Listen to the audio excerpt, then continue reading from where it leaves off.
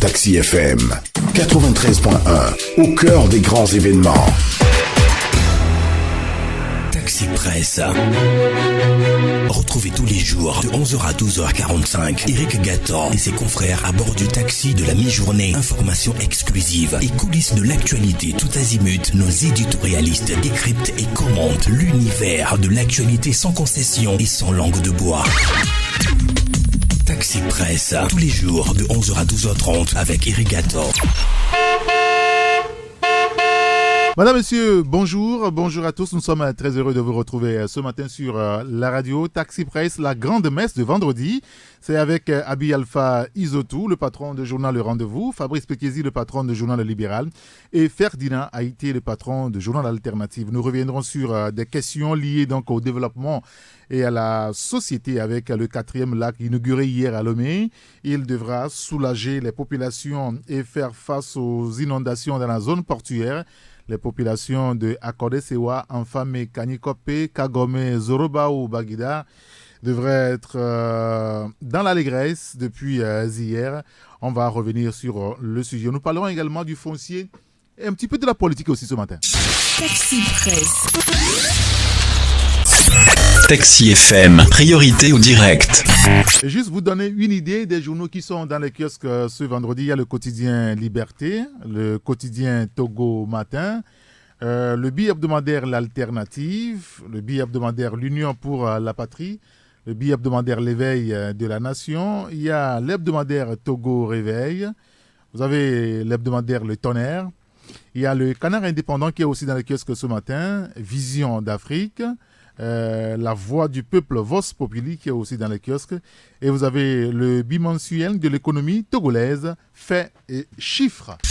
Taxi FM, la seule radio d'information continue.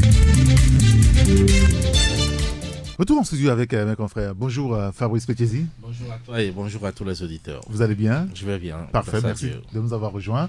Bonjour Abi Alpha Isotou. Bonjour confrère, bonjour à ta rédaction, à tous et celles qui nous écoutent. Bonne suite du Ramadan à tous les frères musulmans. Vous tenez le coup? On tient le coup aujourd'hui, on est en train de prêcher le 16e jour, Inch'Allah. D'accord, très bien. Pourquoi est-ce que vous comptez alors? Non, naturellement, quand quelque chose te tient à cœur, tu tiens compte du temps. Donc, chaque femme connaît la date à laquelle elle fait ses menstrues. Donc, et si tu tombes, quelqu'un qui tombe grosse aujourd'hui, naturellement, la personne sait quand est-ce qu'elle va accoucher. Donc, c'est un mois. Non, c'est un mois très important. Donc, aucun musulman, c'est automatiquement que les jours se comptent, quoi, parce que c'est le mois le plus important parmi les 12 pour le musulman. Parfait. Merci beaucoup, Abielfa. Bonjour, Ferdinand Haïté. Bonjour, Eric. Bonjour à tous les auditeurs. Bonjour, Jésus. Alors, nous avons aussi avec nous ce matin notre invité du jour, David Diagwavi Baini. Bonjour, mon frère. Bonjour, Eric. Ça va? Bien, ça va. Bonjour, confrère. Vous êtes le patron de TD Média. Oui. Vous avez fait une célébration le week-end dernier. Ouais, samedi. Ouais. Et ça s'est passé comment? Ça s'est bien passé, heureusement pour nous. Nous avons réussi à donner plus de baume, à mettre plus de baume dans le cœur des confrères qui ont défilé. Ils étaient super sympas. On avait mis 25 journalistes cette année. 12 stylistes retenus, des Togolais tous, qui ont présenté des collections qui ont été portées en exhibition par les journalistes. C'était beau, le public a aimé. La presse a dit que le bilan était positif et que la soirée était belle, donc on est satisfait. Quel bilan vous en tirez? Nous préférons nous en tenir au bilan qui est fait par le public. Vous savez, chaque année, c'est en fait un défi pour nous de mettre près de 600 personnes dans une salle et de mettre sur le podium 25 journalistes sur les 1500 ou 2000 que compte la capitale aujourd'hui. Et donc, c'est un gros défi pour nous. Et chaque année, c'est un peu difficile, mais nous écoutons toujours ceux qui viennent à cette soirée. Parce que d'abord, c'est pour présenter les journalistes, sous un autre angle, des journalistes mannequins le temps d'une soirée, et aussi permettre aux journalistes de se défouler après 12 mois de travail. Et tout ça rentre dans le cadre de la célébration de la Journée mondiale de la liberté de la presse. Bon, cette édition, qui vient de passer là. Ça veut dire qu'au moins 175 journalistes, je calcule en fait, qui sont passés sur le podium. Plus de 175 journalistes. Près de 250 journalistes. Parce que à part les 25, il y a le staff. Voilà. Il y a d'abord le staff qui est composé de journalistes. Il y a les guest stars qui viennent. Et puis, il y a ceux qui viennent en appui. Donc, c'est beaucoup de journalistes qu'on a réussi à mettre sur le podium durant cette année. C'est grand. Et tout ça, c'est grâce à la mobilisation de la presse togolaise. Vous avez été soutenu par les... Soutenu. Oui, d'abord par... les mécènes. Oui, par les partenaires. Ils étaient à l'écoute. C'est vrai qu'il y a une crise au Togo, mais certains, ils étaient à l'écoute. On a la chance d'avoir eu un nouveau partenaire qui nous a beaucoup aidé. C'était Ebomaf, qui nous a apporté beaucoup de soutien. Ça, on tient à leur dire merci pour ça. C'était la première fois qu'ils sont là. Et on les remercie beaucoup. Move Togo, qui est le partenaire officiel, qui est là depuis cette année. Et à tous les autres partenaires, on leur dit merci. Certains étaient là, d'autres non. On a compris. Et cette année, on a voulu récompenser tous ces partenaires. Et on leur a fait des trophées qu'on leur a décernés. On en a décerné à Move, qui est le partenaire officiel, également à des entreprises qui sont spécialisées dans les BTP. L'idée cette année, c'est d'encourager ces entreprises à aller de l'avant, à faire du bon travail et à développer la capitale et les autres villes du Togo. Donc on a décerné des prix à Ebomaf, qui est l'entreprise étrangère qui a plus réalisé de travaux de BTP au Togo. En fait, les critères de sélection étaient quand même assez particuliers. Ça a été fait par un petit groupe de journalistes restreints. On a retenu GER, Centro, LNBTP, le ministère des Finances et le ministère des Infrastructures et des Transports, à qui on a remis des trophées pour les encourager, pour leur dire d'aller aussi de l'avant. les attirer la prochaine fois. Oui, c'est quand même assez stratégique. Ils ont aimé. On a surpris un peu. On a surpris par cette innovation. Et on s'est dit que ça pourra porter. On avait envie de faire passer un message. Ce message, il est passé, on l'espère. Et nous continuerons par dire merci à toutes ces structures et pour leur écoute. Ils ont été vraiment attentionnés. On était à la limite, on était à quelques jours de report parce que c'était un peu complexe. On n'a pas pu réussir à mobiliser les ressources financières suffisantes. Certains nous ont écoutés, et Bomaf particulièrement. Je le dis parce que c'était quand même assez surprenant. On les a approchés, on les a appelés un matin, et puis ils nous ont rappelé quelques jours plus tard. C'est ce qu'on souhaite des autres partenaires. Soutenir la presse dans ce genre d'initiative. Vous avez mis le sport, le foot au centre aussi de cette édition. Média et sport. On a fait jouer la finale de la Champions League, la petite finale sur le podium qui a opposé l'équipe de Liverpool et l'équipe de Real. Malheureusement, les choses ont changé sur le podium du thé des médias. Donc c'est Liverpool qui avait remporté la finale. On aurait aimé que ce soit ainsi. Mais ça a été on a voulu en fait présenter les journalistes sous un autre angle aussi. On avait envie de leur offrir cette belle soirée. Ils ont joué et c'était bien. Le matin du samedi, on a fait un footing avec les journalistes. On a couru. Éco-jogging. On a ramassé les déchets, les sachets qui sont jetés. L'idée, c'est d'aller vers un combat pour un environnement sain. Et on a voulu associer les médias pour cela. C'était beau.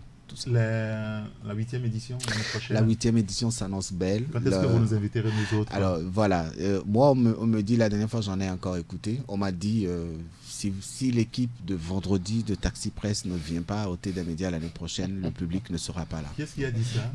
Les auditeurs. Les gens viennent pour vous regarder, les gens viennent pour vous connaître, les gens ont envie de vous voir. Ferdinand, toi, Eric, Abi, mon secrétaire général Fabrice et tous les autres qui viennent ici. Moi, ils m'appellent tous les jours et chaque année, ça me pose un petit problème. Cette année, j'ai failli vous avoir, mais vous avez réussi à me dribbler. L'année prochaine, j'espère que vous serez là. Alors, si vous arrivez à convaitre Ferdinand, on sera là. David, depuis que je le connais, depuis le lycée Saint-Albert, collège, le grand lycée de Takwame, il n'a jamais changé, il est toujours un dragueur. Donc voilà, il est en train de le draguer sur en direct. Mais c'est quelqu'un qui foisonne quand même d'idées tout le temps. Et puis bon, voilà, il était un grand basketteur aussi. On joue au basket ensemble et puis bon voilà. Mais je l'encourage parce que c'est une initiative exceptionnelle. dans le milieu de la presse au Togo. Je crois que ça peut faire des idées ailleurs, dans d'autres pays voisins. Et il le fait véritablement bien. Et il aime la chose et puis bon, il le fait bien et on ne peut que l'encourager. Cette année, je n'ai pas eu vraiment la tête pour mettre les insertions parce que les années passées, on mettait les insertions automatiquement. Cette année, je n'ai pas eu la tête. Mais bon, l'année prochaine, on sera toujours avec lui, on va l'accompagner. Et on souhaite qu'il aille encore plus loin. Déjà des idées sur la 8e édition? Ça va être phénoménal. On va faire un truc de fou à la 8e édition. Ça va être le chef de l'État. Abi pourra nous aider à... Je vais vous aider à vous amener. tu me provoques là. Espérons que j'arrive à lever ce défi. Sinon, c'est une bonne initiative, comme l'a dit le confrère, c'est très bien. Il y a un adage qui dit que quand on tape le tam-tam, quand on tape le tambour, chaque vieille danse vers ses arrière-petits-fils. Donc, puisque c'est eux seuls qui peuvent. C'est les membres de. Ça veut dire que quand il y a un événement, c'est les membres de ta famille, tes proches immédiats qui peuvent évaluer aux justes valeurs ce que tu fais, quoi. Donc, c'est normal que. Quand on tape dans le tam-tam, c'est chaque vieille danse vers ses arrière-petits-fils. Donc, c'est ça. Donc, si je sais que. La chose, Fabrice, c'est ma fille et que elle est venue me voir danser avec ses enfants, les enfants de ses enfants. Je danse en tournant vers leur côté, quoi. Donc c'est normal qu'il est, en tant que journaliste, c'est normal qu'ils aient pensé à la presse. Et puis ce n'est pas une sortie mouillée. Ça a commencé très souvent. C'est comme quand on crée nos organes. Les débuts sont toujours difficiles. Les débuts, nous tous, on s'est dit, est-ce que ça va porter? Bon, finalement, le confrère a tenu le coup. Il a pu convaincre l'opinion. Ça commence par s'imposer en tradition. Nous souhaitons que ça aille loin, quoi. Bien. Fabrice, un mot là-dessus et on passe à un autre sujet. Oui, non, bon, je crois que juste dire félicitations à David parce que ça fait beaucoup d'années que cet événement se déroule. Bien sûr. Au fil des années, je me rends compte que les gens s'intéressent, les confrères prennent du plaisir. Je crois que c'est ça l'essentiel. Et même si du côté de nous, la presse écrite, on a un peu la phobie du podium, bon, on espère qu'un jour viendra, on aura le courage de défiler également. Mais qu'à cela ne tient, l'essentiel, c'est que les gens puissent retrouver le plaisir qu'ils recherchent au-delà des rédactions, des studios télé et autres. Donc félicitations. Et puis jusqu'aujourd'hui également, on n'a jamais entendu des petits bruits au cours de l'événement. Et bon, voilà, c'est l'essentiel. Ça veut dire que David gère bien, il n'y a pas de bruit, on ne t'a jamais demandé de compte. Donc bonne chance, ça sera ainsi, puisque vous savez, les événements culturels au Togo meurent vite, très vite. Et bon, les quelques rares qui résistent au temps, aux difficultés, je sais qu'il y en a sur le terrain. Et donc, courage à tous ceux qui se lancent là-dedans et qui arrivent à tenir. Nous avons une pensée également pour notre confrère Germain Pouli aussi, qui est dans ce genre d'activité avec la mode, les artistes. Le mois de la mode. Oui, le monde de la mode, c'est un petit peu aussi son monde à lui aussi. Mais écoutez, merci beaucoup David. Merci d'être venu nous voir ce matin. Merci Eric. Vous avez eu le témoignage des confrères en direct. Ça fait chaud. La grande messe de vendredi. Merci à Taxi FM, merci aux confrères, merci aux médias. Vous avez quand même mis en valeur notre confrère Agbere, qui a été vraiment qui fait le buzz depuis samedi soir. Ouais, et qui a été demandé, le public a demandé qu'il revienne l'année prochaine. On n'a jamais mis un journaliste sur 2 éditions, mais je pense que l'année prochaine, il reviendra encore. Si Dieu lui prête vie. Oui. Merci beaucoup, David Boyer. Alors, autre sujet à aborder, Ferdinand, c'est vrai que hier, on était tous à la veillée de notre confrère Edem Junior à Ménounian, décédé le 15 mai dernier. Hier, c'était la veillée. Il sera inhumé demain chez lui, dans son village natal. Ferdinand, vous en parlez d'ailleurs dans votre journal ce matin. Oui, je crois que c'est un drame qui a frappé toute la corporation. Tout le monde connaît Junior, son charme, son enthousiasme et puis ses amitiés. C'est l'ami de tous les jours, le confrère et le confident pour certains. Et puis bon, voilà, ce drame est arrivé ce mardi 15 mai au matin. bon, je crois que ceux qui pensaient encore que c'était une blague se rendent compte que effectivement quelque chose d'assez dramatique nous est arrivé. Et donc en ces moments, on pense à sa famille naturellement, sa femme, ses parents qui ne sont pas aussi en forme en ce moment. Bien sûr.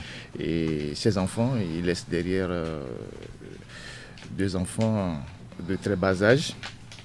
Et puis effectivement, hier on était à la veille, il y avait une grande mobilisation de la corporation, on était tous là pour prier, penser, le porter dans les prières. Et ce soir, il y aura la veille à Kbalimé, et puis demain à pareille heure, la terre va se refermer sur lui. Et quand ce genre de choses arrivent, on ne peut penser qu'à soi-même, à ce qui va nous arriver, parce que nous sommes tous sur la terre, certains partent avant d'autres, nous aussi on partira à notre tour, et donc quand ce genre de choses nous arrivent, ça nous rappelle notre condition humaine. Oui.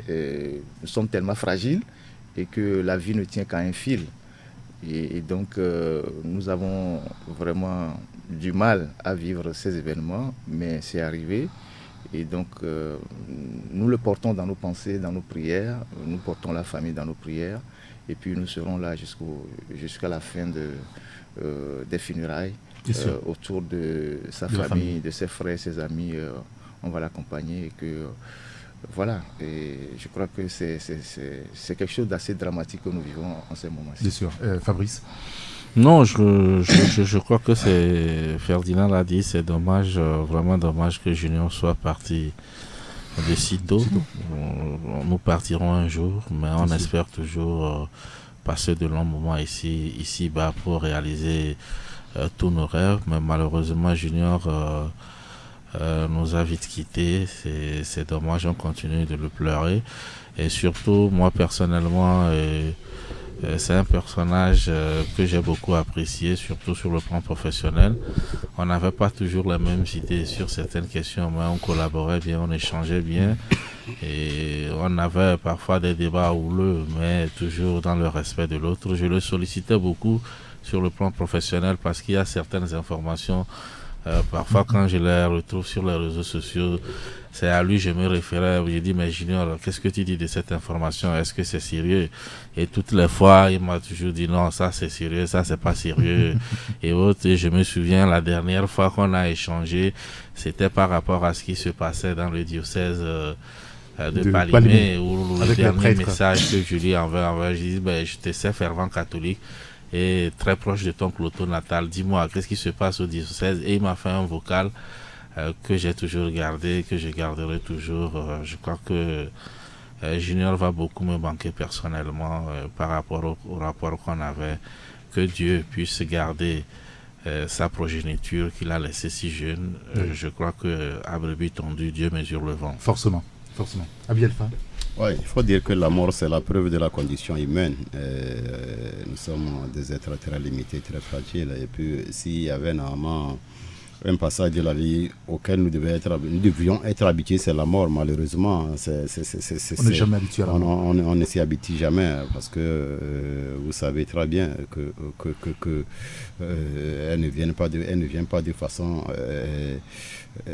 c'est-à-dire elle ne vient pas en avertissant, quoi. Elle frappe quand elle veut, comme elle veut, qui elle veut, peu importe vos préférences. Le confrère, moi j'ai milité en association avec lui, on l'a connu d'abord au niveau de Palimé. Entre-temps, il y avait une radio à Palimé, j'étais très proche d'une des radios à Palimé. C'est en étant proche de cette radio que je l'ai connu. Lui, il était à PIS FM. Après, il a quitté là-bas, je crois qu'il a fait la TV7. Il s'est fait connaître beaucoup au niveau de la TV7. Après, il a animé une presse écrite, je crois bien, Koussassa, et de là, tout le monde a su ce qu'il a fait comme émission au niveau de la RCF avec cette émission Toc Toc qui a vraiment fait tache d'huile. Il faut dire que Toc Toc, c'était son initiative personnelle. C'est lui qui a conçu. À chaque fois qu'on sortait de nos réunions d'association, et tu les voyais foisonner de nombreuses idées. Et c'est entre ces nombreuses idées qu'il a fini par faire naître l'émission Toc Toc qui a vraiment fait bouger les médias. Bon, le confrère n'est plus. Nous souhaitons qu'il repose en paix. Hier, on était à la veillée ici. Aujourd'hui, ça va continuer vers la famille. Et puis, voilà quoi. On souhaite que la famille ait le courage nécessaire pour tenir le coup. Oui, c'est ça l'essentiel aujourd'hui. Et donc nos prières, nos pensées pour la famille de Junior Amémounia. On va dire juste que la veillée une autre veillée aura lieu chez lui à Palimé, à Kodji à 20h. Au même moment, dans son village de Dani et Lavagno, il y aura la veillée à 20h toujours. Et l'inhumation aura lieu après la messe à Kodji. Demain, samedi matin, l'inhumation dans son village dans la matinée. Écoutez, messieurs, merci beaucoup. Nous allons d'abord parler de problèmes fonciers au Togo. Visiblement, on semble aller vers une solution définitive à ce problème puisque vendredi passé, l'Office togolais des recettes a annoncé lancer, on va dire, un recensement foncier. Et dans l'opinion, cette annonce a été diversement appréciée. Dans la foulée, on semble aussi avoir une idée du nouveau code foncier. On en a parlé ici. Mais ce nouveau code foncier de manière est en cours d'adoption. Le confrère à l'Union pour la Patrie revient sur quelques éléments ce matin. Par exemple, un délai préfixe de 2 ans pour réclamer son lot qu'on estime volé et une autorisation avant de vendre un terrain à un étranger. Tous ces sujets donc évoqués par le confrère de l'Union pour la Patrie ce matin. Mais quand le gouvernement, sinon l'OTR annonce faire des recensements fonciers, est-ce qu'il faut déjà présumer que c'est le vieux projet d'impôt sur l'habitation qui est en train de revenir, Fabrice? Oui, ben, c'est vrai qu'on ne l'avait jamais abandonné, sauf que sur le plan politique, les gens estimaient qu'il fallait mettre en place certains éléments peut-être avant d'y arriver. Sinon, il y en a qui payent. La taxe sur le foncier, ça doit être obligatoire. Il faut le faire pour que les gens comprennent que construire plusieurs maisons aussi, avoir beaucoup de lots de terrain, quelque part, vous devez également payer quelque chose comme taxe et tout cela. Donc moi je crois que c'est aujourd'hui, au-delà du fait qu'on n'a pas encore la décentralisation comme il le faut avec les locales ou la gestion locale où on se dit comment ça sera géré, je crois que c'est un projet sur lequel il faut vite aller parce que ça va permettre d'assainir un peu ce secteur-là également. Mais sauf que dans l'opinion, l'avis n'est pas partagé. Les gens n'ont pas le sentiment aujourd'hui que cette taxe d'habitation devra permettre à l'État de renflouer ses caisses. On a le sentiment qu'on veut arnaquer les populations. Ferdinand Haïti. Non, je crois qu'il ne faut pas prendre seulement le problème sur cet aspect. De toutes les façons, il faut mettre de l'ordre dans le foncier. Tout le monde sait aujourd'hui ce que le foncier représente au Togo. C'est le désordre total, c'est les anarques, c'est une bombe à retardement, comme nous avons toujours l'habitude de le dire. Vous passez partout dans la ville, à l'intérieur du pays, vous voyez toujours avec ces trucs rouges là, terrain litigieux, il faut voir tel avocat, tel huissier, tout ça. C'est partout, tous les jours. Et il y a actuellement même des gens dans certains quartiers de Lomé qui sont en instance de démolition. Donc, il faut mettre de l'ordre dans tout ça. Et depuis quelque temps, avec l'arrivée de l'OTR et les réformes qui sont en train d'être faites au niveau du cadastre, désormais, dès que vous avez un terrain et que vous commencez pas à faire les démarches, on vous donne immédiatement un numéro fiscal. Ça a commencé depuis. On vous identifie, on vous donne immédiatement. Les nouveaux acquéreurs. Oui, et même les anciens, on est en train de réactualiser tout ça. On vous donne immédiatement un numéro fiscal. Et tout ça, c'est pour répertorier ces choses-là. Maintenant, il faut aller loin. Il faut mettre carrément de l'ordre dans tout le désordre au niveau du foncier. C'est là où on ne doit pas seulement voir l'aspect taxe d'habitation. Parce que tôt ou tard, on finira par payer ces taxes-là. Fabrice l'a dit tantôt, certains le paient déjà, mais on finira par payer, généraliser. Mais le paiement de ces taxes doit être aussi accompagné d'un certain nombre de responsabilités de l'État. C'est-à-dire quoi? Il faut enlever les ordures dans les quartiers, il faut mettre les lampadaires, il faut la sécurité, il faut goudronner les rues dans les quartiers. Une façon de dire aux citoyens que si nous percevons des taxes, voici ce qu'on en fait. Oui, c'est comme ça que ça doit... La reddition de comptes. Oui, c'est comme ça que ça doit aller. Vous voyez. Donc si les gens n'ont pas le sentiment que ce qu'ils donnent, généralement, ce n'est pas grand-chose pour certains. On va vous dire 3 000 francs par mois ou par an, je ne sais pas trop ce que c'est. Mais les gens doivent voir quelque chose de concret qui sort de ça. On vient ramasser les ordures, on essaie d'électrifier les quartiers, on essaie d'assainir les quartiers, tout ça. Mais si les gens ne voient pas ça, les gens ne seront pas tentés de payer. Mais le gros du problème au Togo ici, c'est de mettre de l'ordre dans le foncier. Aujourd'hui, vous n'avez aucune assurance. Non, franchement, est-ce qu'il y a l'assurance aujourd'hui que les autorités ont la volonté ferme de mettre de l'ordre dans ce bazar? Il faut toujours commencer quelque part. Vous savez qu'il y a tellement de pression. Il y a des pressions, par exemple, la Banque mondiale, le processus de MCC, tout ça, qui met la pression. Vous savez, depuis quelque temps, les ministres, les députés sont à l'Assemblée en train de discuter du code foncier, d'adopter tout ça. C'est la pression du MCC.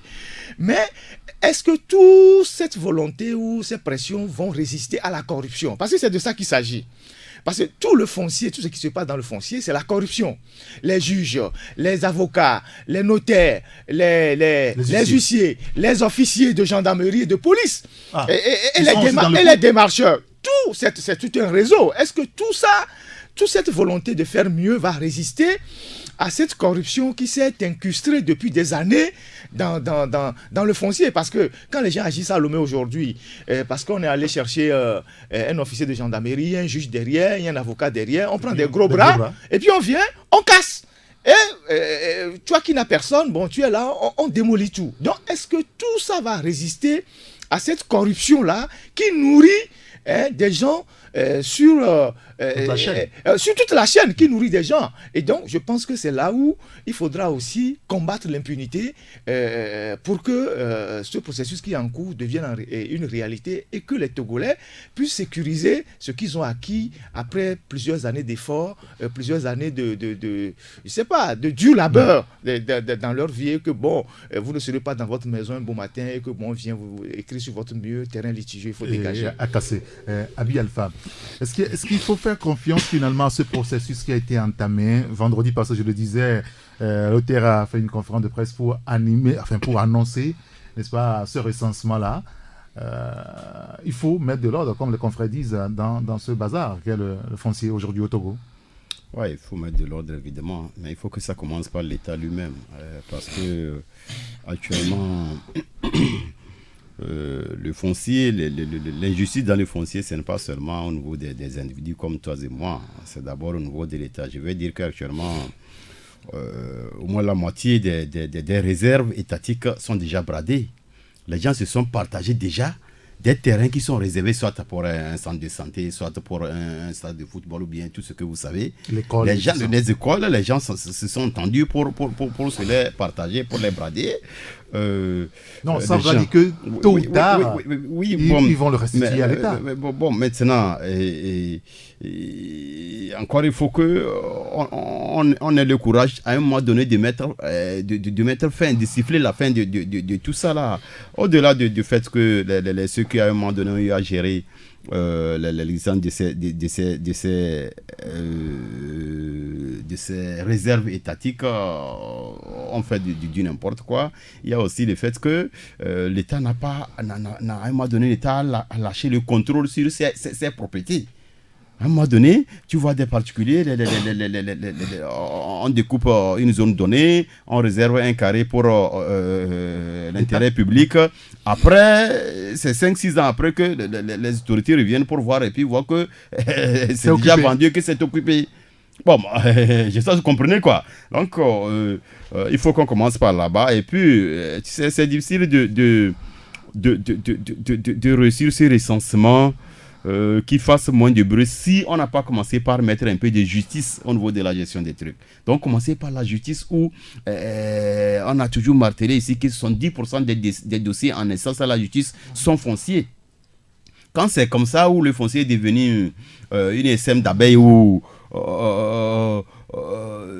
à tout moment ça peut tomber sur la tête de tout le monde. Tout de suite, je venais avec Ferdinand, nous avons vu une maison flambant neuve toute en étage où on vient d'écrire sur les carreaux cessation du service, cessation de travaux. Je crois que les gens occupent déjà l'endroit. Il y a plein comme ça au début. C'est quand un chantier commence, stade fondation, stade premier, 3-4 murs, 3-4 briques que tu vois ces genres de prescriptions. Maintenant, tu vas voir une maison qui était habitée depuis 10 ans. On vient écrire cessation des choses de déguerpir. Donc, à un moment donné, le foncier est devenu vraiment une poudrière qui attend. Donc, si on n'a pas commencé par tenir ce problème par la racine qu'on veut tout juste mettre. Si entre-temps, moi je me suis débrouillé à prendre le terrain de Ferdinand et qu'aujourd'hui on veut recenser à mon nom, demain il se révèle que c'est pour Ferdinand. Tu vois les choses qui va se créer. Donc moi je pense que il faut que... c'est pourquoi en toute chose il faut mettre un peu d'éthique. Ceux qui ont toujours dit que les affaires doivent être différentes de la gestion de l'État, ils n'étaient pas cons. Ils auraient aimé aussi avoir les deux, l'argent et l'argent du beurre, avant de se rier. Mais ici, à un moment donné, ce n'est pas à toi, ce n'est pas donné aux Togolais ordinaires de se taper 4-5 maisons à Lomé. Mais quand tu vois les gens qui alignent des maisons comme ça, parfois sans occupants, souvent c'est les gens, c'est les mêmes qui nous dirigent. C'est eux c'est d'ailleurs pourquoi c'est difficile d'imposer. Je vous disais ici qu'au moment où l'OTR naissait, il y avait des jeunes très brillants qui ont présenté un projet. Ils voulaient seulement, je crois bien, autour de 9 milliards. C'était ça la valeur du projet pour s'équiper en tout ce qu'il faut pour que l'État ait tout le matériel afin que tous ces travaux qu'on est en train de faire soient faits et que ça puisse faire rentrer quelque chose pour l'État à la manière dont ça fait. Abidjan, je vous disais que chaque fin d'année, la ville d'Abidjan seule n'apporte pas moins de 100 milliards à l'État ivoirien. Donc, aussi longtemps que la moitié des terrains occupés sont des terrains conflictuels, aussi longtemps que ces conflits emballent souvent les autorités et ceux les agents qui insoupçonnés, aussi longtemps que la justice soit une caverne d'Ali Baba où les problèmes du terrain sont devenus l'or noir sur lequel tout le monde vient naviguer, ça va être difficile parce que ici c'est comme on vient commencer par danser par la tête, quoi. Alors que normalement la tête, la danse, ça commence par les pieds. D'accord. On ne commence pas par danser par la tête. Dans ce dossier, ça dépend. Hein. Quand on est assis, c'est pas les pieds qui dansent. Non, quand tu te mets debout, il faut commencer la danse. Je crois que. D'accord, oui, parce que dans le test, dans le nouveau test, dans le nouveau code de foncier et de manière, on parle également des étrangers. Il doit avoir une autorisation spéciale pour des étrangers pour avoir les terres. Or, maintenant, chez nous... il y avait, c'est que c'est pas appliqué. Il y avait. Mais c'est une disposition qui existe depuis la nuit des temps. Ça n'est jamais appliqué. Et seul le chef de l'État peut autoriser un étranger à acquérir un terrain. Après, je crois qu'ils l'ont donné au Premier ministre. Mais est-ce que tout ça c'est respecté? C'est là où je parle de la corruption. Parce qu'aujourd'hui, vous voyez, les étrangers, excusez-moi, on n'a rien contre eux, mais qui ont des terrains partout, qui ont acheté des maisons partout dans notre capitale. Mais pas à leur nom. Oui, certains en leur nom. Non, certains même en leur nom. Certains en leur nom, mais en faisant tout pour obtenir des papiers togolais. Oui, et donc, certains même l'ont acheté sans avoir obtenu les papiers togolais. Tout ça va remonter à la surface demain. C'est en cela que moi je parle beaucoup plus de la corruption. Par exemple, aujourd'hui, quand vous prenez les auxiliaires de justice, mais il y a tellement de scandales qui entachent les auxiliaires de justice que ces gens se protègent entre eux et que personne n'arrive à leur mettre la main dessus. Les notaires, ce que les notaires font au Togo ici, c'est incroyable. Et des pauvres citoyens qui sont abusés, à qui on arrache les patrimoines dans les affaires de succession, tout ça. Et les notaires sont devenus des Crésus sur la place. Vous imaginez? Et il n'y a pas longtemps, je crois que la semaine dernière, il y a un notaire qui a été condamné à 3 ans de prison par la justice togolaise. Mais ce notaire a fui, il est en France. Ici? Oui, parce que le plaignant, à un moment donné, n'en pouvait plus. Et puis le plaignant est quand même une personnalité qui ne pouvait pas se laisser faire. Imaginez ceux qui n'ont personne, à qui on arrache les biens dans les histoires de succession. On fait disparaître les titres fonciers, on fait disparaître des trucs, on change les noms des terrains. Et donc, je pense que la responsabilité de l'État, c'est de mettre de l'ordre dans tout ça. Et pour mettre de l'ordre dans tout ça, il faut quelqu'un qui est de la poigne, mais qui prend la responsabilité de mettre un coup de pied dans la fourmilière pour que toutes ces injustices-là, à un moment donné, cessent. Vous savez qu'il y a des juges au Togo qui sont devenus des propriétaires terriens. Des juges? Oui, ils sont devenus des propriétaires terriens. Ils sont des héritiers? Non, ils ne sont pas héritiers. Ils ne sont pas héritiers. Par exemple, s'il y a un cas de partage, de succession, le dossier arrive à son niveau, tout est clair, il faut qu'il signe seulement pour que les héritiers, par exemple, en juste, ils bloquent le dossier. Il bloque le dossier et finalement, en bloquant le dossier, quand les concernés ne comprennent pas le code, à un moment donné, quand c'est un il est obligé de leur dire qu'est-ce que je gagne dedans. Bon, en fait, tu comprends. Donc, ça fait qu'ils ont c'est devenu un fonds de commerce surtout. Et puis, c'est pourquoi il dit ça, on ne peut pas, le recensement là, on ne peut pas aboutir aussi longtemps que les autorités sont ceux-là qui. Actuellement, par exemple, si on prend la ville de Lomé, la ville de Lomé est une ville bloquée. C'est bloqué parce que les gens, actuellement, quand on parle de recensement de terrain non bâti, tout ça là, et qu'il faut qu'on trouve la solution, soit tu trouves une solution pour bâtir ton terrain, soit on t'impute des redevances là-dessus de façon à t'encourager ou bien à te décourager à vendre à celui qui est pour bâtir. Mais ceux qui ont bloqué les terrains partout, ce n'est pas Fabrice, ce n'est pas Eric. C'est les mêmes personnes, je veux comprendre quoi. Donc, aussi longtemps que la justice va être évoluée c'est-à-dire tel que on le vit actuellement, ça va être difficile de trouver solution. Quand sur un même lopin on trouve 2 titres fonciers, les 2 titres fonciers signés par le même État togolais, mais allez attendre les scandales. Mais ce qui ne sont pas... quand il y a 2 titres fonciers sur une même propriété, un même lot, ça veut dire qu'il y a un qui est faux. Il y a un qui est faux, forcément. Un qui est faux. Oui, bon, c'est ça. Oui, c'est vrai qu'il faut reconnaître que le cas du Togo est un peu particulier en ce qui concerne le foncier, surtout dès le départ où il a été déclaré que la terre n'appartient pas à l'État, mais à des collectivités. Je crois que c'était le faux départ. Et aujourd'hui... Est-ce qu'on ne peut pas revenir à la situation en T? Ça va être compliqué, mais il faut être persévérant, il faut être optimiste par rapport aux initiatives qui se prennent aujourd'hui pour l'avenir. Maintenant, en ce qui concerne le milieu de la justice, tout le monde sait que sur le foncier, comment est-ce que les gens arrivent à récompenser les juges qui tranchent? Parfois, il peut dire le droit exactement, mais maintenant...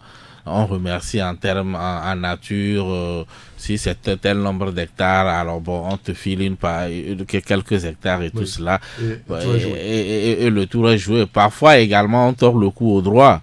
Et je crois qu'aujourd'hui, ça doit être un mouvement commun, c'est-à-dire qu'il faudrait également qu'au niveau sur le plan social aussi régler un certain nombre de problèmes, parce qu'aujourd'hui, au-delà du droit, le vrai problème aussi qui se pose, c'est sur le plan social, des familles qui sont divisées pour des questions liées au foncier et tout cela, et c'est un sérieux problème. Et un jour arrivera où les gens peuvent même avoir des papiers légalement, le terrain lui appartient, mais il ne pourra même pas mettre pied, parce que vous n'êtes pas sans savoir que quand vous allez sur le terrain spirituel aujourd'hui, et quand vous allez dans nos localités, il y en a déjà, il y a beaucoup de cas comme ça maintenant. Il y a des gens, pour une histoire de terrain, ils te règlent les comptes. Pour ceux qui croient à ces méthodes mystiques, que nous sommes africains, ça ne peut pas être exclu. On a vu des gens démarrer des chantiers qui n'ont jamais fini et tout cela et autres. Donc c'est un sérieux problème social aussi à ce niveau. Oui, le droit viendra, mais ce droit-là,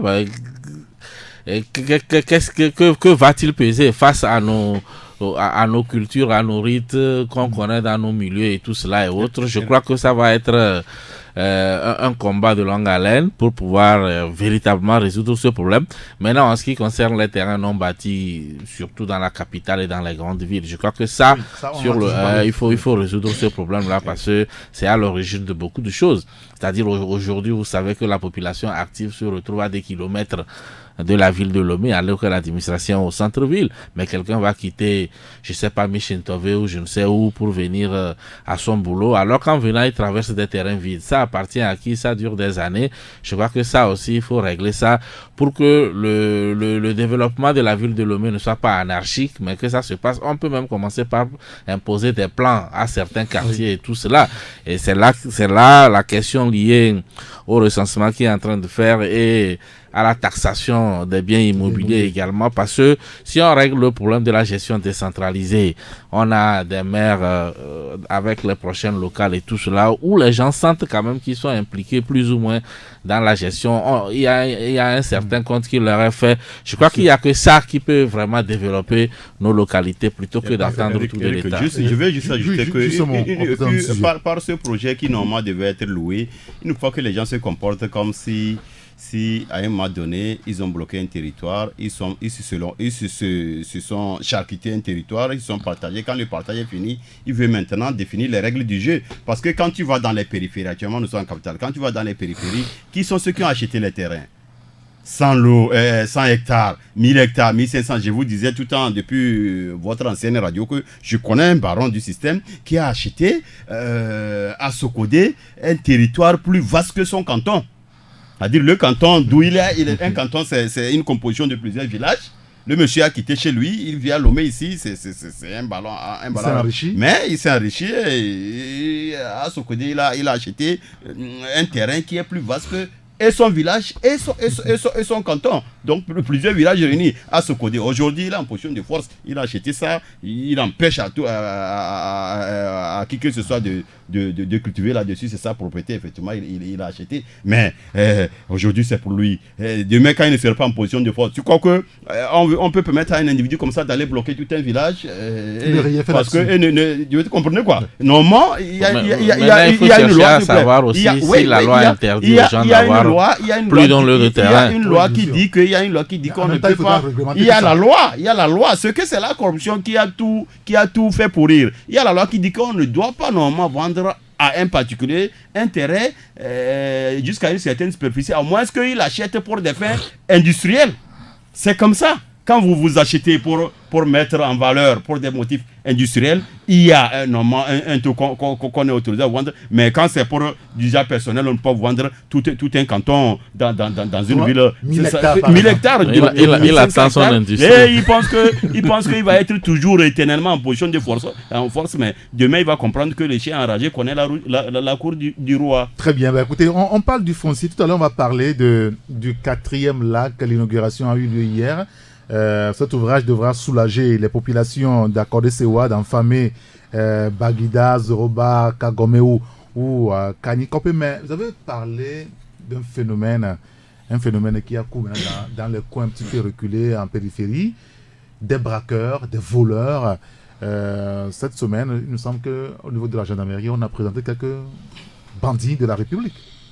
Vous en avez vous en avez parlé cette semaine. Oui, des présumés malfrats, arnaqueurs et tout cela et autres.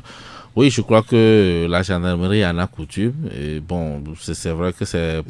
Ces temps-ci, le phénomène est encore grandiose.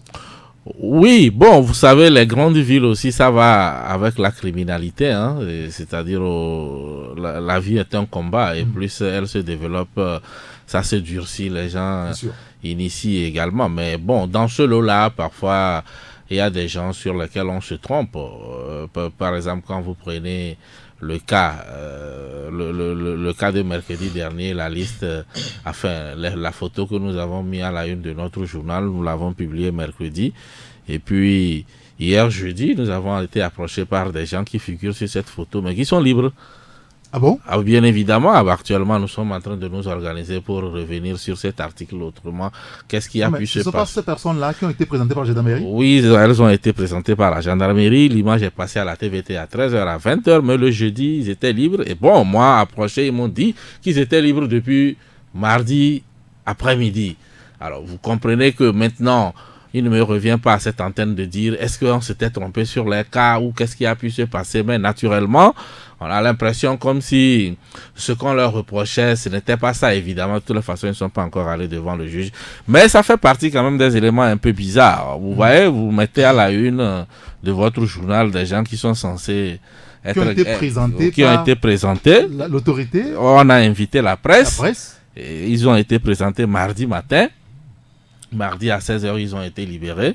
On a pu rappeler la presse. Bon, les gens publient et puis bon, voilà... quelqu'un vient avec ton journal, il te dit voilà ma photo là-bas, tu as publié que j'ai été bon. Ce qui est sûr, c'est que ça a été présenté. Bon, maintenant, il faut chercher à savoir qu'est-ce qui a pu se passer. Ils ont été libérés. Est-ce qu'on s'était trompé? Est-ce que c'était faux et tout cela? Mais c'est pas tout le monde. Mais il y a eu 2 cas comme ça où ils ont été ils ont été relâchés sans doute parce qu'il n'y avait pas grand chose dans le dossier, mais on en saura davantage. Mais il faut dire que de façon globale, peut-être ça c'est au niveau de notre métier. Et je crois que ça a été plusieurs fois dit. Quand on prend des gens qui n'ont pas, le juge n'a pas encore dit qu'il est coupable ou non coupable, ou bon, on appelle la presse, on présente les gens et puis finalement on se rend compte qu'il n'en était pour rien. Ça va être difficile de corriger parce que ici c'est un journal papier qui va rester dans des archives pendant des années. Et bon, voilà un peu la situation. Oui, Eric, Fabrice, à quelques doutes près, je ne crois pas que forcément votre journal se soit trompé, parce que j'ai déjà été confronté à des cas comme ça. Peut-être que ça peut arriver, peut-être que je crois qu'actuellement ceux qui peut-être par imprudence se sont retrouvés à la une de votre journal alors qu'ils ne sont pas censés être là-bas, nous écoutent. Moi, je vous donne un exemple. Au moment où le dialogue commençait, que l'opposition faisait du début du dialogue, l'opposition faisait de la libération des détenus politiques la condition pour débuter le dialogue. Moi, j'ai connu un monsieur qui a grugé des femmes au grand marché d'Assié ici, c'est-à-dire Aguassié ici, qui s'est retrouvé en prison pour ça, mais il a été libéré dans ce monde-là. Il a été présenté comme un des détenus politiques, alors qu'il était là-bas parce que sur la base du tontine, il avait escroqué des femmes. Mais qu'est-ce qui a milité à ce qu'on le libère exactement, exactement. Donc, il se retrouve parmi ceux qui ont bénéficié. Ouais, et il a été libéré actuellement, il est libre. Voilà un cas comme ça. Donc, c'est de ça que la corruption peut accoucher. Il y a plein de cas comme ça. Vous vous rappelez, en fin 2015, j'ai publié un dossier où je parlais de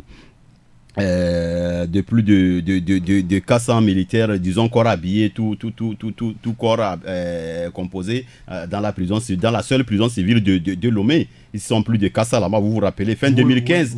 J'ai fait un dossier sur un escroc ivoirien qui était logé à côté de l'immeuble Burkina, qui a fait chanter tous les barons ici. Et on l'a fait ouvrir les vannes des prêts bancaires par la présidence, et il s'est installé. Après, il savait que c'était un escroc.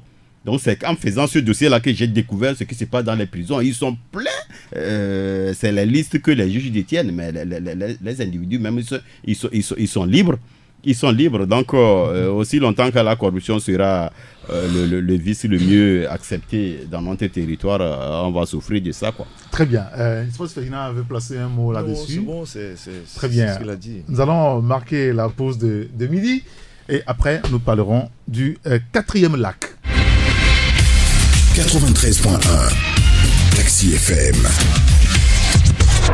Retour en studio avec les confrères Abi Alpha Isoto, Fabrice Petiesi et Ferdinand Ité. Ferdinand, ce matin, vous revenez également sur, la question de l'assainissement et le 4e lac. Hier, le chef de l'État et son entourage, donc ils ont tous réceptionné les ouvrages. Sauf que vous avez une voix dissonante sur le sujet ce matin, en dehors du fait que tout le monde a présenté le travail comme bien fait et tout s'est bien passé, et que les populations des localités comme Accordé, Sewa, Enfamé, Kanikope, Kagome, Bagida, Zoroba vont souffler un petit peu parce que il y a le 4e lac, l'inondation dans ce coin-là, ce qu'on connaît chaque fois. Mais vous dites que non, l'inauguration, la cérémonie qu'on a vue hier à la télévision, ça a coûté 47 millions, c'est extraordinaire ça.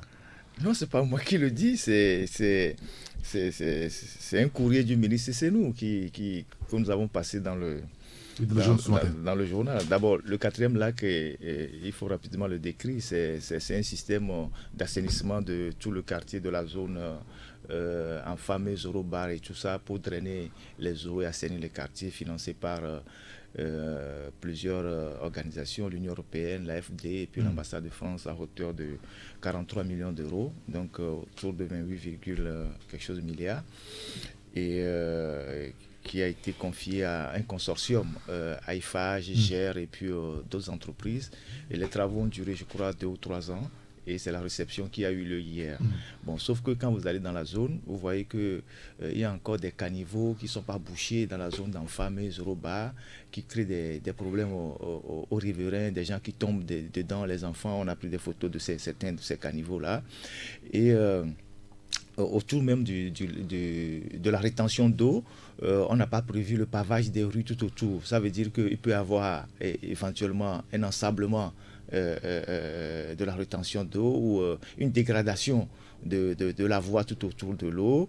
Et puis bon, il y a certains trucs qui n'ont pas été encore, qui ne sont pas encore faits. Parce que lundi déjà, le confrère, le correcteur évoquait une situation, c'est-à-dire l'insalubrité qui entoure l'ouvrage. Toute la zone n'a pas été assainie. Et maintenant, mais ce qui nous préoccupe ici, c'est le coût de la réception, le coût financier. La cérémonie qui a eu lieu hier. C'est-à-dire que le ministre de l'urbanisme, de l'habitat, de cadre de vie, c'est nous, a fait un peu de trafic d'influence. Il a fait un budget qu'il a adressé à la société IFAG en demandant un premier budget 40 millions pour apprendre, la société doit prendre tout ça à sa charge.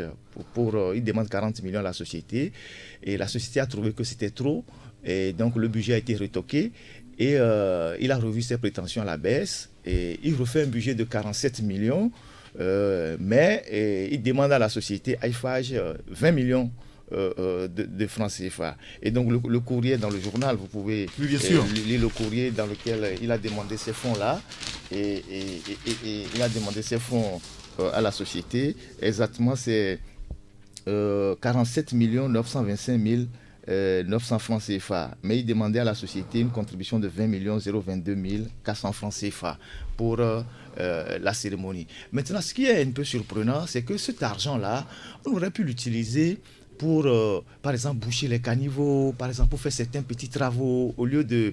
Comment est-ce qu'on peut utiliser 20 millions ou 47 millions pour une cérémonie de réception des travaux? Nous avons passé les détails du budget, du budget qu'ils ont fait dans le journal. Vous verrez, ils ont... Par exemple, sur le plan de la communication, ils ont une plaque inaugurale. C'est-à-dire que la plaque que vous voyez sur le journal, là, la plaque inaugurale, c'est une plaque en marbre. Donc, qu'ils ont commandé. La construction du mur béton armé a coûté 160 000, par exemple. Ils ont mis une tente climatisée pour le cocktail, parquet, moquette, climatiseur, décoration 5 664 000. Ils ont fait, par exemple, la réception pour les invités non VIP, sans douche plus canette 2 500 000. Pour les autorités, la réception pour les autorités, ils sont à 4 millions et quelques. Et puis, il y a des choses qui font rigoler les gongonneurs du quartier, c'est-à-dire des gens qui devaient appeler... annoncer dans le quartier qu'il faut venir assister à la réunion, mobilisation des participants, information à la population par gongonnement et par mégaphone. Tout ça, c'est 385 000.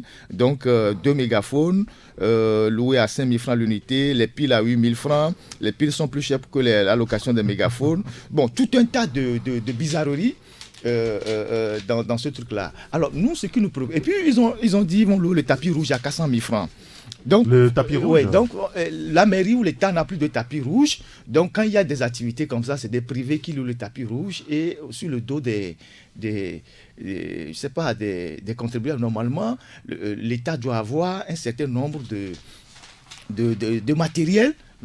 C'est-à-dire le tapis rouge, quand le chef de l'État se déplace, c'est l'État ou la mairie qui déroule le tapis rouge. On ne peut pas être des trucs qu'on doit aller louer à tout moment. Donc vous comprenez pourquoi parfois, même quand M. Fogna Singbe va dans des villages, là, on va dérouler le tapis rouge parce que ça fait le business de certains. Et donc, toute cette cérémonie-là a été facturée à 47 millions et qui a duré à peine 1 heure de temps. Et donc, nous, c'est ce qui nous choque dans ce truc-là. Ce n'est pas le projet en tant que tel, mais comment est-ce qu'on peut dépenser 47 millions avec un air de surfacturation, vous voyez bien, dans ce truc-là, alors que le projet n'est pas achevé, les caniveaux ne sont pas bouchés. Cet argent-là, on aurait pu l'utiliser pour régler un certain nombre de problèmes autour du 4e lac ou même le déployer pour... Vous savez, 47 millions, ça peut faire 2 grands bâtiments de salles de classe.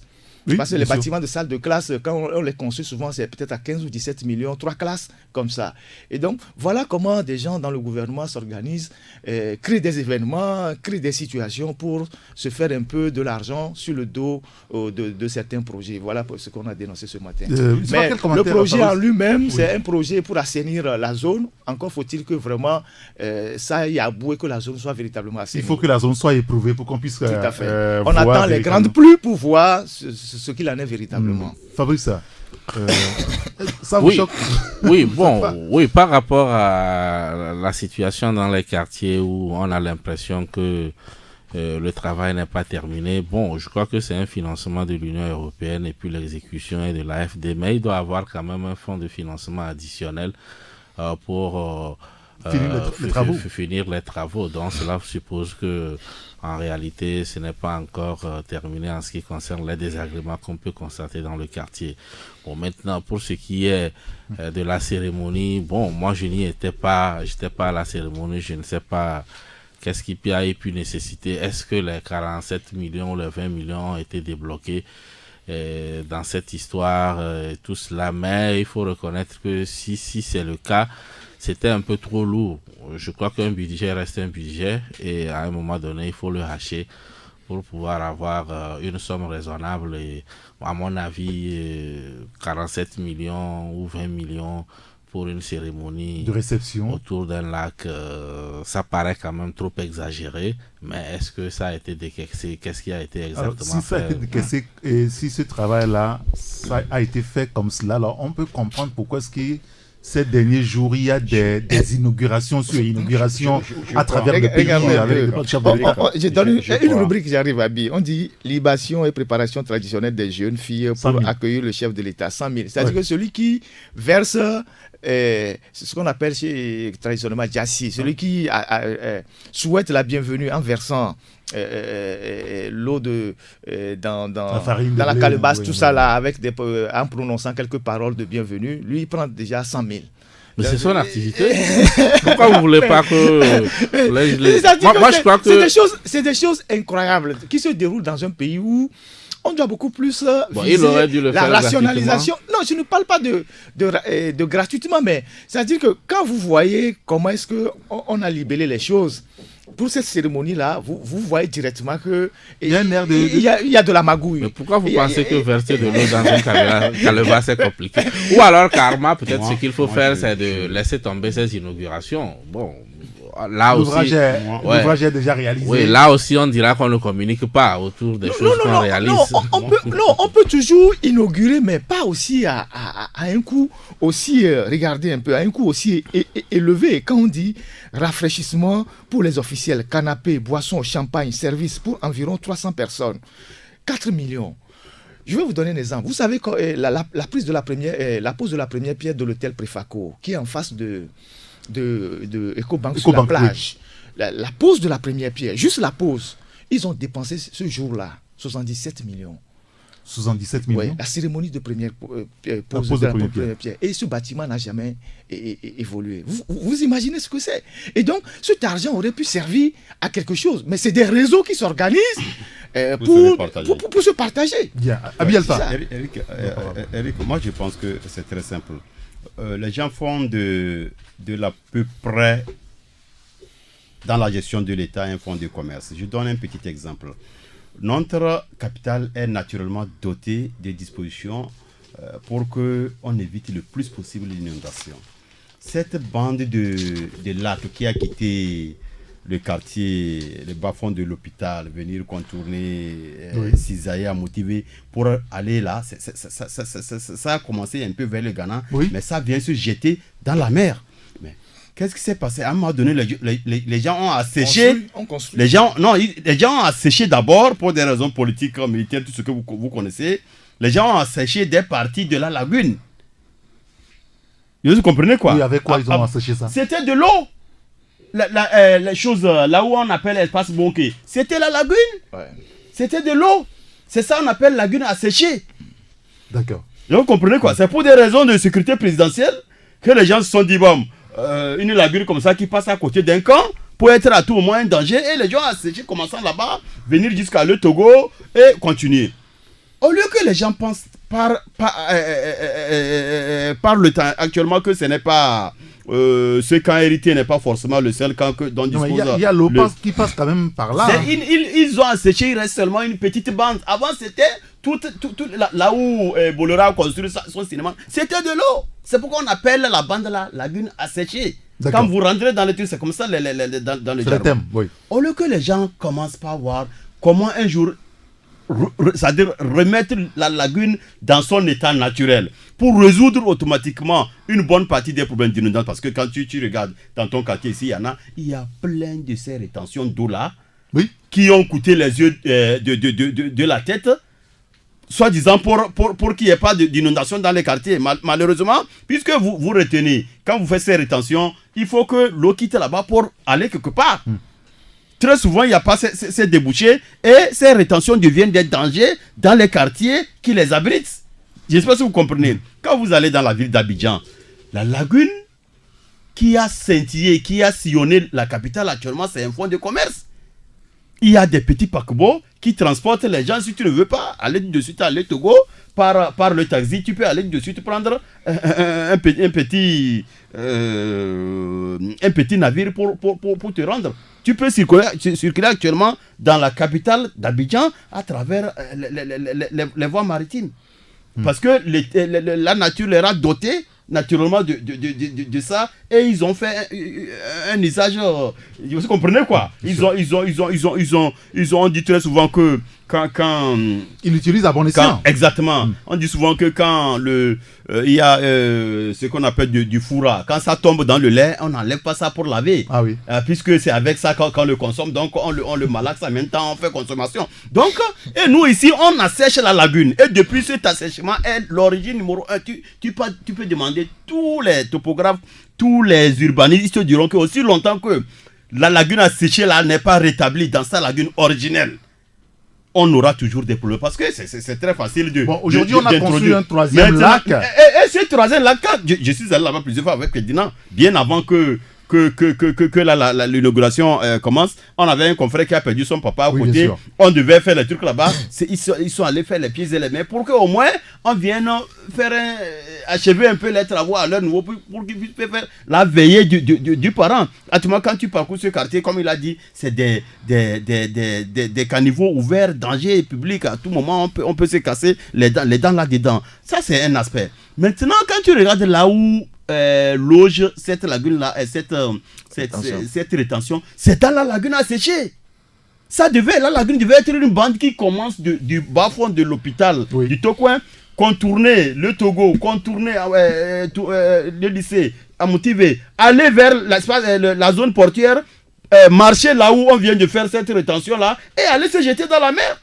Dieu nous a naturellement dotés de ça. On n'allait pas avoir de problème. Au lieu que les gens pensent grand pour qu'on résolve le problème une fois pour de bon, comme c'est devenu un fonds de commerce. Aujourd'hui, c'est là-bas on a fait. Demain, peut-être que c'est derrière votre radio ici qu'on va faire. D'autres vont manger. Ce que Abi explique, ça peut être une raison, mais dire que Dieu nous a dotés naturellement pour qu'il n'y ait jamais d'inondation, je m'inscris en faux. Non, il y a l'inondation, je ne vois pas ça. C'est un phénomène, ça se retrouve pratiquement dans plusieurs pays, même en Europe. Maintenant, le problème n'est pas de ne pas avoir des problèmes. Mais quand vous avez des problèmes, il faut trouver une solution. Mais je dis ici que il y a un problème. Je termine. Je dis ici que les gens n'ont pas l'intention de résoudre le problème dans la durée. Je donne un exemple.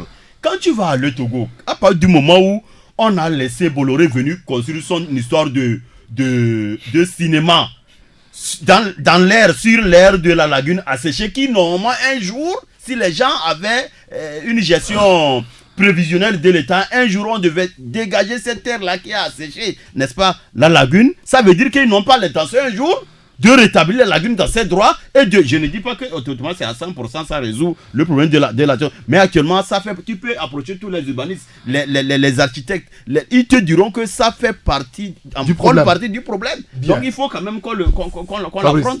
Non, moi j'aurais bien voulu peut-être qu'on débatte sur la solution qui a été proposée par rapport à la lagune qui a été faite. Moi je crois que si les travaux arrivent à terme, ça fait partie quand même des solutions pour régler. Même quand vous prenez du point de vue géographique, la situation de Lomé même est prédisposée à ce genre de situation, notamment l'inondation et autres. Et donc surtout il faut, cette zone. Et c'est pour cela, entre-temps, quand vous avez vu les retenues d'eau dans deux quartiers, ça fait partie des éléments. Quand vous prenez aujourd'hui le quartier Agbalépédo, certains ont pu même récupérer leur partiel qu'on avait considéré à un moment donné comme à jamais. Quand vous allez en bas, le marché qui est juste derrière la radio ici, c'est des localités ou des zones où à un moment donné on n'a jamais cru qu'on pouvait revenir exploiter. Donc aujourd'hui, moi je crois que le problème est là et c'est effectivement la capitale est victime très souvent des inondations et surtout au niveau du littoral et ça fait partie quand même, le lac fait partie quand même des éléments de solution pour résoudre cela. Maintenant, si techniquement quelqu'un peut nous prouver que ce lac c'est une fausse solution par rapport à cela, là on peut comprendre, mais de façon globale l'homme a toujours agi sur la nature, même quand les maisons que nous construisons et tout cela et autres, ça finit toujours, ça désorganise un peu la nature et naturellement il y aura des problèmes, des conséquences liées à tout acte qu'un individu pose. Maintenant, lorsque le problème naît, c'est qu'il ne faut pas croiser les bras et se laisser dominer. Il faut trouver une solution et je crois que ça fait partie des solutions. Maintenant, la question de l'inauguration qui a trop coûté, tout est question de goût. C'est vrai que lorsqu'on donne le chiffre, c'est vraiment énorme, 47 millions pour une réception. Mais lorsque Ferdinand a donné les différentes lignes, quand on vous dit par exemple qu'on reçoit 300 personnes avec 4 millions et avec des champagnes et tout cela, une réception VIP, demandez à ceux qui organisent les événements, vous allez comprendre que si vous vous lancez dans ça, vous risquez de ne pas vous éloigner de ce chiffre-là. Donc aujourd'hui, maintenant, il est question de réfléchir. Est-ce qu'on a besoin, je vais terminer. Par exemple, aujourd'hui, il est question de réfléchir, voir est-ce que l'opportunité de ces inaugurations-là, est-ce qu'on en a besoin? Ou alors on dit, bon, on n'a plus besoin de ça parce que ça nous coûte des sous. Mais quand vous décidez de le faire, vous n'êtes pas obligé de fêter votre anniversaire. Mais quand vous voulez le fêter, le caméraman vous dit, je prends tel. Ne criez pas également au loup. Parce que sur cette inauguration, moi, si on m'avait invité, on me demande, le libéral, faites-nous une facture pour la couverture médiatique. Ferdinand va voir ça. Peut-être dans les dépenses, il va crier que j'ai exagéré. Mais je suis un privé, je donne le prix qu'il faut. Si vous ne voulez pas aller voir ailleurs. Donc maintenant, le débat, c'est de voir est-ce qu'on a besoin de ces inaugurations-là. Est-ce qu'on ne peut pas constater simplement. Mais là, certains vous diront également que vous faites des initiatives et vous ne communiquez pas là-dessus. Donc, encore que souvent, c'est de l'argent prêté, c'est de l'argent qu'on a racolé de gauche à droite auprès des partenaires aux frais du contribuable. C'est ça qui est encore le problème. Et que quand vous n'avez pas de moyens pour faire assainir à un moment donné, que vous demandez, on vous accompagne, et que à la fin, c'est la boumboula avec des factures impossibles soi-disant pour inaugurer. tu vois que le partenaire, le bailleur même, il peut à un moment donner ticket, quoi. Très bien, messieurs, merci beaucoup. Je ne sais pas si vous voulez ajouter un mot, Ferdinand. Non, moi je pense que... si ce 4e lac peut régler véritablement et définitivement le problème dans la zone. Moi, je l'ai vu là-bas, je ne vends pas trop cher la peau de ce lac-là. Ça, parce que j'ai déjà vu dans beaucoup de quartiers des trucs similaires. Je ne dis pas que c'est mauvais, mais pour le moment, je mets beaucoup de réserves. Je ne suis pas un technicien, mais il y a certaines évidences qui crèvent les yeux, quoi. Moi, je pense que les rétentions d'eau à Lomé ont beaucoup plus créé de problèmes qu'ils n'en ont résolu. Il y a un cas. Ah oui, dès qu'il y a un débordement là, tous les quartiers sont inondés. Les maisons ça devient un grand danger. Ça devient un danger pour les enfants, les gens meurent dedans. Oui, et je pense qu'il y a même certains qui ne tiennent même plus. Vous savez que, par exemple, à Todman, là-bas, on avait creusé quelque chose. Et depuis, c'est encore bougé. À Todman, on avait creusé quelque chose. On avait mis beaucoup d'argent dedans, je crois 200-300 millions. Aujourd'hui, c'est encore bouché. Quelqu'un cultive de la banane, il y avait une bananerie et puis des maïs, tout ça là-bas. Je pense que c'est des solutions approximatives. Et des pays qui sont vraiment confrontés à des problèmes d'inondation, des gens ont fait des caniveaux sur des kilomètres pour drainer l'eau. Ici, nous avons l'opportunité d'avoir Lomé qui est enserré entre la mer, la lagune et le fleuve Zior. Il y a le grand bassin du Zior. On peut drainer de l'eau de part et d'autre. Sur des kilomètres. Sur des kilomètres, si on a vraiment une volonté politique. Pas de bassin de rétention. On met vraiment les experts. On met vraiment les experts dans cette activité-là, les vrais experts, pas des bricoleurs.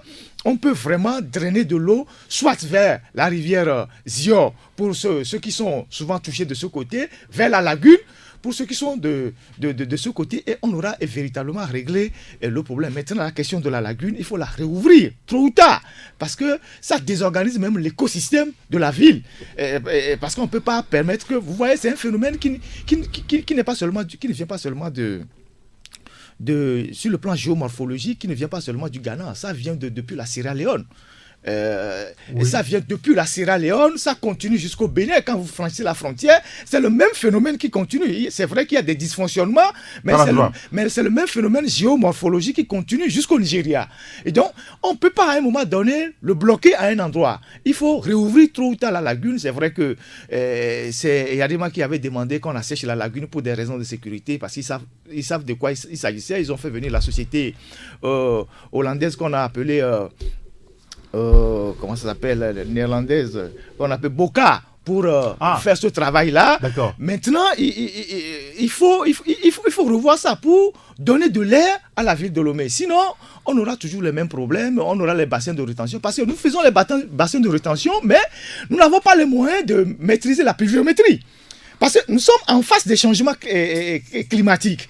Il pleut plus parfois qu'on ne prévoit. Et personne n'a aujourd'hui la maîtrise de la nature.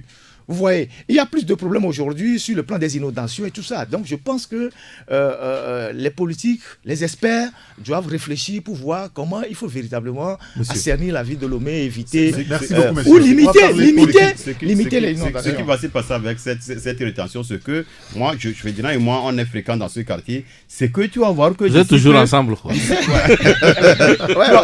Tu vas voir que très souvent, quand moi j'ai parcouru ce chantier-là, à un moment donné, surtout les parties où les caniveaux qui sont censés drainer l'eau vers la rétention ne sont pas couvertes, ne sont pas protégées. Quand tu vas au début des caniveaux, ça a l'air d'inachevé. Ça veut dire que d'ici peu, avec les moments de pluie, il y aura des caniveaux qui vont être bouchés et l'eau du quartier qui devait être drainé vers les rétentions ne vont même pas arriver là-bas, et on va faire le mythe de Sisyphe va recommencer, quoi. Très bien. Mais il faut reconnaître aussi qu'il y a des rétentions où ça a été une réussite. Moi, j'ai habité ce quartier qui n'est pas loin de votre radio ici. Ça a été une réussite parce que à l'époque où nous habitions dans les années 98 ici, il y a beaucoup de l'eau de terrain, des maisons qui ont fini sous l'eau. Aujourd'hui, ça fait partie au niveau du campus universitaire également. Ça a été une réussite. Mais bon, je suis... commissariat d'ONU, je ne sais quoi, là-bas, ça n'a pas exactement fonctionné. Donc, l'idée au départ, par ici, donc il y a des niveaux où quand même ça a permis de soulager les gens et les gens ont repris leurs biens immobiliers. Très bien, messieurs, merci beaucoup. On va parler politique quelques minutes avant de rendre l'antenne. C'est par rapport donc à ce qu'on a vécu cette semaine déjà. Mardi, vous évoquez le cas de lundi, vous évoquez le cas des meetings de la coalition qui, finalement, la coalition qui ne mobilise pas. Et ça depuis quelque temps. Et ça, vous l'avez soulevé par rapport au week-end dernier. Oui, bien évidemment. Je crois que depuis la première interdiction, ou du moins au lendemain du dernier round du dialogue qu'on a connu, et puis avec la première interdiction de la marche, et puis entre-temps les itinéraires qu'on a tracés, on s'est rendu compte que l'opposition même a utilisé le mot remobiliser. Alors quand on parle de remobilisation, c'est qu'on reconnaît qu'il y a eu des mobilisations.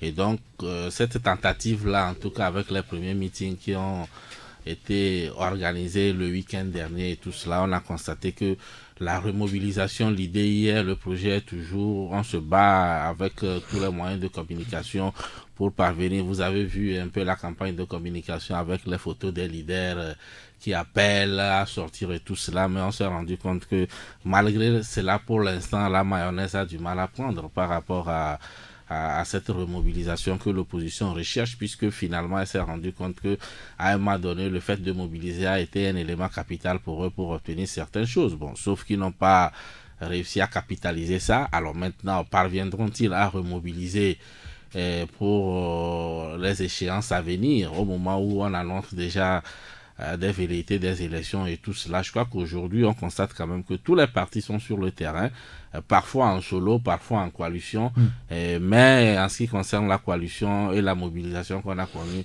il y a quelques mois et celle qu'on a connue le week-end dernier, ce n'est pas encore ça. Bon, tout à l'heure on me dira que oui, il y a les gendarmes comme un peu partout, on a toujours mis les gendarmes, mais il y a des moments où ça a marché. Mais en tant que journaliste, j'analyse les faits actuels pour dire que la mobilisation qu'on a tentée les dernières fois, ce n'est pas encore ça. Ferdinand Haïté, on a vécu une situation quand même bizarre, extraordinaire. D'ailleurs, ce n'est pas la première fois. On a vu avec le Front Citoyen Togo Debout. C'était mardi dernier lorsque APED voulait organiser sa conférence de presse au niveau de César. D'ailleurs, ce matin, vous en parlez dans votre journal. Après à motiver en 2012 la soldatesque retourne à Tocoin César. Est-ce qu'en réalité, il y a une volonté d'étouffer tout ce qui parle politique au Togo désormais? Tout ce qui veut marcher, tout ce qu'il y a comme réunion, meeting politique. Oui, le régime bascule dans la paranoïa, ça c'est plus qu'évident. On est frileux, on voit le mal partout. Dès que 2 ou 3 personnes se mettent quelque part, il faut envoyer des gens pour les disperser ou envoyer des gaz lacrymogènes. Après, on dit sur les médias où on dit bon, c'est un malentendu, on s'est trompé de cible, c'est pas vous qu'on cherchait et tout ça, comme le ministre Yarka lui a le dit dans le cas de Maître... comment il s'appelle déjà, l'association, en disant que c'était un malentendu. Et puis bon, je crois qu'on a même rappelé, je crois, un des avocats pour dire non, vous pouvez aller refaire la conférence de presse. Et l'avocat dit non, on n'en a plus besoin parce que le message est déjà passé. Donc on ne peut pas être dans un pays où on ne sait pas véritablement qui donne les ordres. Vous voyez, on ne sait pas qui donne les ordres. Dans un pays comme ça, ça veut dire qu'on est en déliquescence. La situation échappe ça veut dire qu'il y a des groupes, il y a des pôles de décision parfois qui échappent parfois à la hiérarchie. Parce que si le ministre de la Sécurité est obligé de s'excuser en disant bon, ben, c'est un malentendu, qui a dépêché les gendarmes parce que ça ne peut pas être le ministre. Parce que sur le plan de la sécurité, il y a une hiérarchie. Non, il y a une hiérarchie. Mais il y a une hiérarchie, c'est le ministre qui est le premier responsable sur le plan de la sécurité. Il y a une hiérarchie. Les ordres, on sait comment ça se donne.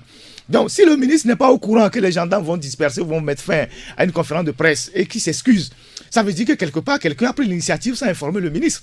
Et ça veut dire que le système a plusieurs pôles de décision.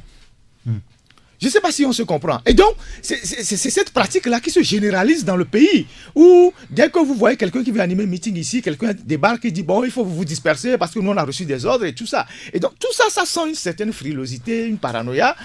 Et pourquoi cette paranoïa? Parce que on sent qu'on veut étouffer les gens, mais on sent que les gens sont toujours déterminés. Si, généralement, on n'envoie pas les militaires à 4 h du matin ou à 5 h prendre d'assaut les lieux de rassemblement des marches ou des meetings pour enfin dire que les gens sont démobilisés. Si vous voulez constater si les gens sont démobilisés ou pas, il faut laisser les gens se rassembler d'abord et constater que bon, ils ne sont pas venus. Mais quand vous envoyez des gens avec la soldatesque, avec des armes, parfois des armes de guerre, prendre d'assaut les lieux de rassemblement, après, bon, on peut venir dire, bon, ils ne sont pas sortis parce qu'il y a si. Donc, moi, je pense que au stade où nous en sommes, je ne sais pas si ça va à l'avantage du régime ou si ça le dessert. Ça le dessert, parce que ce n'est pas parce que les gens ne sortent pas dans la rue, les gens ne disent rien, que ce qu'ils pensent a changé, non. Ou qui ne cherche pas d'autres solutions pour rebondir. Parce qu'un peuple qui est en lutte pour la liberté trouvera toujours un moyen pour rebondir. Quelles que soient les méthodes d'étouffement que vous utilisez. Et peut-être le jour où il va rebondir, c'est le jour-là que les choses vont certainement péricliter. Voilà. Abi Alpha. Oui, moi je ne sais pas comment on peut évaluer une fête qui n'a pas eu lieu. C'est comme si demain, les gens vont me dire que la ville de Sokodé, Bafilo, Mango, par extension Kara, c'est comme les gens me diront demain que les populations sont fatiguées de l'opposition dans ces villes et que c'est pourquoi elles ne sortent plus. Qu'on laisse les gens manifester, c'est-à-dire puisque c'est un droit constitutionnel qui est reconnu, et la constitution elle est partagée par tous les citoyens. Et si à un moment donné la population dit que ces manifestations on en a assez, ça ne produit rien, on va tirer la conclusion. Des manifs qui n'ont pas eu lieu à la première heure. Maintenant même la méthode c'est que quand il y a marche demain, c'est aujourd'hui soir que les soldats viennent dormir sur les lieux de merci. C'est comme ça. Quand il y a marche demain, c'est ce soir qu'on déploie les agents pour prendre d'assaut tous les lieux possibles de rassemblement. C'est comme ça se passe depuis un temps. Quand on ne donne pas l'occasion pour que ça commence, comment on peut savoir si ça a commencé ou ça n'a pas commencé, s'il y a eu du monde ou pas? Donc ça là, c'est un faux débat. Moi, je pense que tout récemment, l'opposition elle-même, la coalition a déjà même commencé par fixer les dates des prochaines marches. Je crois que c'est le PNP qui a suggéré qu'on attende un peu pour que chacun retourne encore davantage dans ses bases pour activer ses réseaux de mobilisation. Pour que quand on reprend, tu comprends? Pour réactiver. Oui, puisque quand si donc c'était désactivé. Attends que je vienne. Si tu observes, tu verras que cette mobilisation qui a même du temps où Feu Yadama a été le plus vomi, il n'avait pas eu cette mobilisation contre lui. Il n'y a qu'un régime comme le nôtre là qui peut, n'est-ce pas, continuer par s'entêter devant ces ras-le-bol généralisés. Donc l'opposition dit que bon, s'ils veulent qu'on en fasse davantage, on va le faire. Et donc le PNP a suggéré qu'on arrête, que chacun retourne dans sa base pour encore réveiller ses réseaux. Et maintenant on se retrouve pour lancer la machine. Et c'est dans ça que tu vas voir chaque leader politique qui est dans son... Oui, je crois que nous disons la même chose. Quand vous écoutez tous les discours ici et autres, oui, bon, il faut que chacun retourne chez lui pour réveiller. On ne réveille que ceux qui dorment. Moi, j'ai juste constaté les faits. Le week-end dernier, on a dit, bon, remobilisation, mais j'ai constaté qu'il n'y avait pas du monde. Maintenant, je n'ai pas évoqué quelles sont les raisons pour lesquelles les gens ne sont pas sortis. Moi, j'ai juste fait un constat, c'est que la remobilisation n'a pas pris, il n'y avait pas du monde. Maintenant, les raisons, chacun peut essayer de donner, est-ce que, bon, les gens étaient allés à la messe, est-ce que c'est parce que les militaires étaient là et autres. Ça, c'est un autre débat. Mais le constat qu'on a eu la dernière fois, c'est que la remobilisation, et Abi même le dit, comment est-ce que vous expliquez finalement le fait qu'il y a peu de mobilisation, finalement? Moi, pour l'instant, je ne suis pas allé sur le terrain de les raisons pour lesquelles... C'est pour ça que j'ai donné plusieurs raisons. Je ne sais pas si les gens étaient allés au funérailles, à la messe, ou c'est parce que les militaires étaient là. Mais sur la question des militaires, les gendarmes ont toujours été là à chaque fois qu'il y a une certaine manifestation. Je n'étais pas sur le terrain. Pour encadrer, c'est différent de pour réprimer. Oui, si mais maintenant, il y a une chose. Il y a un élément quand même qui saute aux yeux. Bon, ça dort. Et sur ce point, nous sommes tous d'accord pour dire que les gens sont en train de réveiller. Mais par rapport au week-end dernier, les gens n'étaient pas encore réveillés. Peut-être qu'ils se réveilleront un jour. Fabrice, en un mot, est-ce que la proposition de APED l'autre fois aura contribué à faire évoluer la situation? En un mot. Bon, moi, je crois que c'est une proposition. Il n'y avait rien d'inédit dans ça. Il y a eu beaucoup de sons de cloche qui ont relevé cet aspect-là, y compris au niveau de Togo debout et tout cela et autres. Donc, c'est une redite. Et c'est pour cela que c'est passé un peu inaperçu. Ce qui a fait du buzz, c'est l'interdiction de la conférence de presse. C'est tout ce qui a eu de particulier ce jour-là. Sinon, le contenu en lui-même, il n'y avait rien de nouveau. Non, moi je crois que nous sommes sur le terrain politique. Pour certains, ils ont corsé un petit peu l'addition. Bon, je pense que nous sommes sur le terrain politique, les gens prennent des initiatives et ces avocats, certains, au départ, n'étaient pas véritablement clairs dans leur prise de position. Certains étaient un peu... dubitatifs. Oui, ils faisaient du clair-obscur. Bon, c'est la première fois que je vois, par exemple, Maître Degli et Maître Diovigali, en dehors de Zeus, prendre une position plus ou moins claire. Au départ, on les sentait un peu réservés ou équilibristes et tout ça. Là, ils font une proposition, même s'il y a encore quelques éléments qu'il faut vraiment éclaircir. Mais tout ça nous renseigne que les gens sont au courant quelque part qu'il y a quelque chose qui arrive.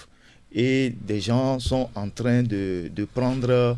je sais pas, des dispositions. Les gens savent que dans la situation où nous sommes, il y aura forcément une solution. Et la solution, moi je l'ai toujours dit, ne sera jamais en faveur d'un régime qui fait 50 ans. Vous avez vu ce qui se passe au Niger. Vous ne pouvez pas aller demander à un chef d'État qui met les gens en prison parce qu'ils ont demandé un 3e mandat, de venir soutenir celui qui est en train de faire un 4e mandat ou qui demande un 4e mandat, mais qui est le fils de quelqu'un qui a déjà fait 40 ans au pouvoir. Merci beaucoup, Ferdinand. C'est ça le problème. Abi Alpha. Ouais, je crois que les confrères ont tout dit. Par rapport à la sortie des trois avocats. Alors qu'on a dit que c'est une proposition de sortie de crise. Non, c'est une proposition. Ils n'ont pas dit que c'est ce qu'ils pensent qui doit être quand tu regardes leur papier, ils n'ont pas dit que l'opposition est la solution automatique. Ils ont relevé aussi des limites, mais ils disent que voilà la solution, c'est que il n'y a pas de fumée, de feu sans fumée. Il y a quelque part une fumée qui est en train de se dégager. Il faut seulement reparcourir notre dernière édition. Si tu reparcours ce dossier, tu vas comprendre un peu à demi-mot. Donc, si les gens pensent que parce qu'ils ont pu militariser tout Lomé et la vie de l'intérieur, c'est leur solution, ils peuvent aller dormir, ils se trompent. Une feuille de route finira par s'imposer parce que quand vous êtes dans un quartier avec un enfant, ça c'est clair. Je crois que je dis il faut retourner dans notre dossier. Vous pouvez nous le dire à l'antenne. S'il vous plaît, non, j'ai déjà tout dit. Je crois que la dernière fois, au débat dernier, vous avez voulu que j'en parle. Merci beaucoup, Abi Alpha. Donc je pense que si les gens pensent que cela leur permet d'aller dormir et qu'ils ont trouvé la solution, ils se trompent vachement, quoi. Merci beaucoup à Abi Alpha, le patron du journal Le Rendez-vous. Fabrice Pétiesi, le patron du journal Le Libéral, et Ferdinand Ité, le patron du journal L'Alternative. Merci à Jack Prospect qui a assuré la coordination technique. Appelez-moi Ancien Rigato. Bonjour à tous ceux qui nous écoutent et nous suivent sur notre site radio taxifm.com et sur la chaîne YouTube. 10, 9, 8, 7, 6, 5, 4, 3, 2, 1. Vous écoutez Taxi FM, musique, sport, information. Toutes vos passions sont forcément sur Taxi FM.